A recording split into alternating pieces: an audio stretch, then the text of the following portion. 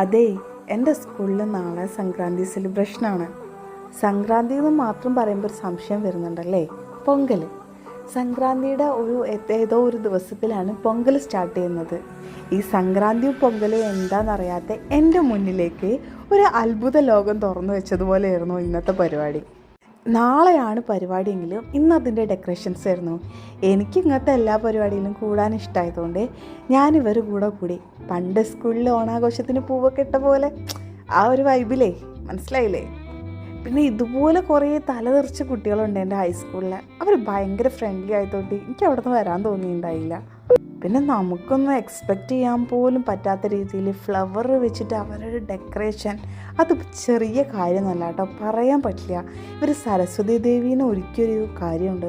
ഞാനത് നിന്ന് വീഡിയോ എടുത്തിട്ടുണ്ട്, ഞാൻ കാണിച്ചു തരാം കേട്ടോ. ഞാൻ വേറൊരു വീഡിയോയിൽ അപ്ലോഡ് ചെയ്യാതെ. ഞാനിവരുടെ കൂടെ നടന്നും കണ്ടും കേട്ടും ഇതിനെക്കുറിച്ച് പഠിച്ചുകൊണ്ടിരിക്കുക.